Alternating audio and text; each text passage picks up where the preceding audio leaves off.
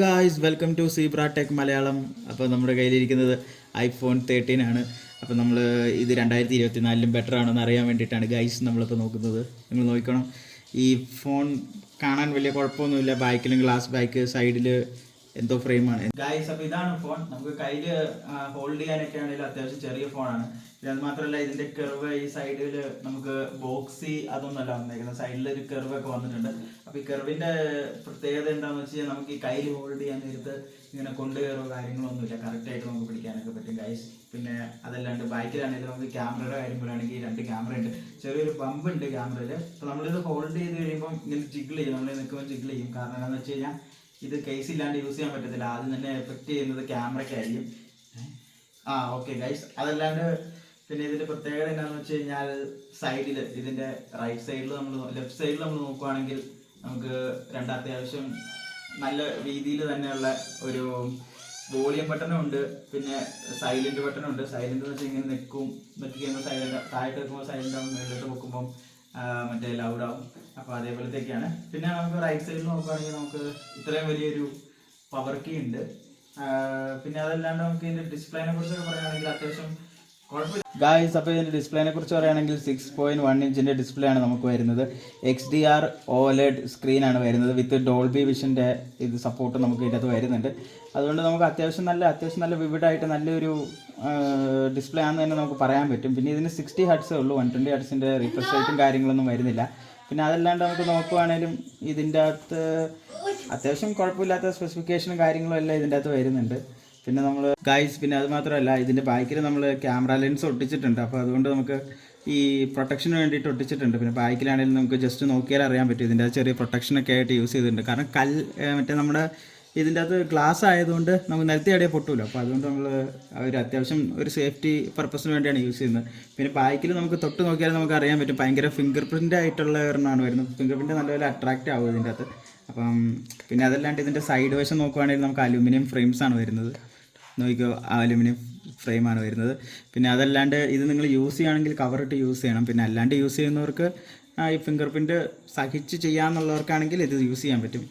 Sorry guys, ഇതിൽ നമ്മൾ ബാക്കിൽ 2 ക്ലിക്ക് അടിക്കുമ്പോഴത്തേക്ക് നമുക്ക് ഇത് വരും, സ്ക്രീൻഷോട്ട് വരും. അത് ആൻഡ്രോയിഡിൽ നമുക്ക് ഇനേബിൾ ചെയ്യാൻ പറ്റും, തേർഡ് പാർട്ടി ആപ്പ് യൂസ് ചെയ്തിട്ട്. ഒരു മിനിറ്റ് ഗൈസ്, ഞാൻ എൻ്റെ ലോക്ക് ഒന്ന് അയക്കട്ടെ കേട്ടോ ഗൈസ്. അപ്പോൾ ഈ ഫോണിൻ്റെ ചിപ്സെറ്റ് നമുക്ക് വരുമായിരുന്നെങ്കിൽ A15 ബയോണിക് ചിപ്പാണ് ഇതിൻ്റെ നമുക്ക് വരുന്നത്. പിന്നെ 128 GB റോമുണ്ട്. പിന്നെ അല്ലാണ്ട് റാം നോക്കുകയാണെങ്കിൽ 4 GB റാം വരുന്നുണ്ട്. പിന്നെ നമുക്ക് റാം വേർഷൻ 4 GB മാത്രമേ ഉള്ളൂ ഗൈസ്. പിന്നെ അതല്ലാണ്ട് 256 GBയും 512 GB ഉണ്ട്. നമുക്ക് 1 TB ഒന്നും വരുന്നില്ല. പിന്നെ നമുക്ക് iOS 15 ആണ് നമുക്ക് വാങ്ങിക്കുമ്പോൾ കിട്ടുന്നത്. പക്ഷേ നമുക്ക് iOS 17 അതിന് ഫ്യൂച്ചറിലേക്കുള്ള അപ്ഡേറ്റും കാര്യങ്ങളും എല്ലാം നമുക്ക് ഇതിൻ്റെ അത് കിട്ടും. പിന്നെ അതല്ലാണ്ട് നമുക്ക് നോക്കുകയാണെങ്കിൽ നമുക്ക് ഇതിൻ്റെ ഗെയിം കളിക്കാനും പെർഫോമൻസിൻ്റെ കാര്യത്തിലൊന്നും ഒരു വിട്ടുവീഴ്ചയില്ല. അത്യാവശ്യം നല്ല പെർഫോമൻസ് ആണ്. ഗെയിമിംഗ് ആണെങ്കിലും നല്ലപോലെ നമുക്ക് കളിക്കാനൊക്കെ പറ്റുന്നുണ്ട്. നമുക്ക് call of duty just open ചെയ്ത് നോക്കി കഴിഞ്ഞാൽ നമുക്ക് ലോഡിംഗ് ടൈം എന്തോരം വരെ നമുക്ക് അറിയാൻ പറ്റും. നമുക്ക് കാണിച്ചു തരാം ഗൈസ്, നിങ്ങൾ ജസ്റ്റ് നോക്കിയാൽ തന്നെ നിങ്ങൾക്ക് അറിയാമായിരിക്കും.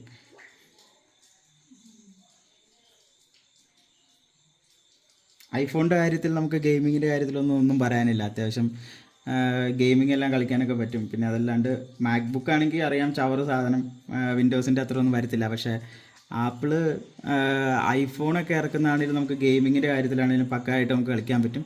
പക്ഷേ ഇപ്പോൾ നമുക്ക് പുതിയ സ്നാപ്ഡ്രാഗൺ Gen 3 ഇറങ്ങിയേക്കുന്നത് ഇതിനേക്കാളും കുറച്ചുകൂടെ ബെറ്റർ ആയിട്ടുള്ള ചിപ്സെറ്റാണ് വരുന്നത്. പക്ഷേ അടുത്ത വർഷം ആപ്പിൾ ഇറക്കുമ്പം അതിനേക്കാളും കുറച്ചുകൂടെ ബെറ്റർ ആയിട്ട് ഇറക്കുമെന്നാണ് നമ്മൾ വിചാരിക്കുന്നത്. അറിയത്തില്ല, പക്ഷെ എന്നാലും കുഴപ്പമില്ലാത്തൊരു ഫോണാണ്. പക്ഷേ ഇതിൻ്റെ കുഴപ്പം എന്താണെന്ന് വെച്ചാൽ നമ്മൾ എന്തെങ്കിലും കണ്ടൻറ്റൊക്കെ വാച്ച് ചെയ്യാൻ നേരത്ത് നമുക്ക് ഇതിൻ്റെ നോച്ച് ചെറിയൊരു പ്രശ്നമായിട്ട് വരുന്നുണ്ട്.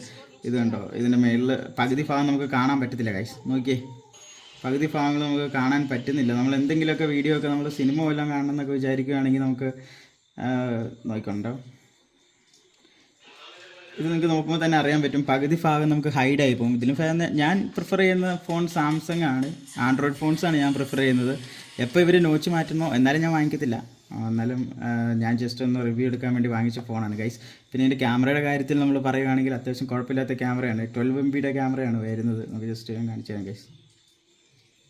കണ്ടോ, ക്യാമറ അത്യാവശ്യം നല്ല ക്രിസ്പായിട്ടുള്ളൊരു ക്യാമറ തന്നെയാണ് വരുന്നത്. നമുക്ക് വലിയ കുഴപ്പമൊന്നും വരുന്നില്ല. ഇപ്പോഴത്തെ 2024 ബെറ്റർ ഒരു ക്യാമറ പെർഫോമൻസ് ആണ് വരുന്നത്.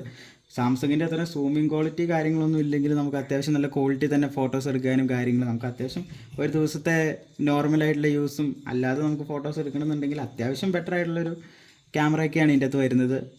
അതുകൊണ്ട് വലിയ ഇഷ്യൂസും കാര്യങ്ങളൊന്നും വരുന്നില്ല. പിന്നെ ഇതിൻ്റെ ഡുവൽ സ്പീക്കേഴ്സാണ് നമുക്ക് വരുന്നത് അപ്പുറം ഇപ്പുറമായിട്ട്. പക്ഷേ ഇതിൻ്റെ സ്പീക്കേഴ്സ് അത്യാവശ്യം നല്ല ക്വാളിറ്റിയുള്ള സ്പീക്കർ തന്നെയാണ്. നമുക്കറിയാം ആൻഡ്രോയിഡ് ഫോണിനേക്കാളും ബെറ്റർ ആണെന്ന് പറഞ്ഞാലും അത്യാവശ്യം നമ്മുടെ ഇപ്പോഴത്തെ ആൻഡ്രോയിഡ് ഫോണുകളൊക്കെ അപേക്ഷിച്ച് നോക്കുകയാണെങ്കിൽ കുറച്ചുകൂടെ ബെറ്റർ ആയിട്ടുള്ളൊരു സ്പീക്കർ ക്വാളിറ്റിയാണ് വരുന്നത്. ബാസും കാര്യങ്ങളൊക്കെ ആണെങ്കിൽ നമുക്ക് നല്ലപോലെ കിട്ടുന്നുണ്ട് ഇതിൻ്റെ അകത്ത്.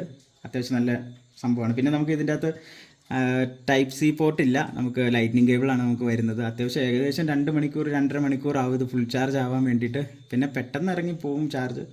എന്നാലും ഐഫോൺ അല്ലേ, നിങ്ങൾക്കറിയാം ബാറ്ററിയുടെ കാര്യത്തിലും ഇതിൻ്റെ ഫാസ്റ്റ് ചാർജിങ് ഒന്നും അതിനും മാത്രം ഫാസ്റ്റ് ചാർജിങ് ഒന്നും ഇല്ല ഗൈസ്. അപ്പം അതെല്ലാം നോക്കി എടുക്കുന്നുണ്ടെങ്കിൽ നിങ്ങൾക്ക് ഇത് എടുക്കാൻ പറ്റും. ഇപ്പോൾ ഏകദേശം ഒരു 40,000 രൂപയ്ക്കൊക്കെ ആണെങ്കിൽ നമുക്ക് ഈ ഫോൺ പർച്ചേസ് ചെയ്യാൻ പറ്റുന്നതാണ് ഗൈസ്.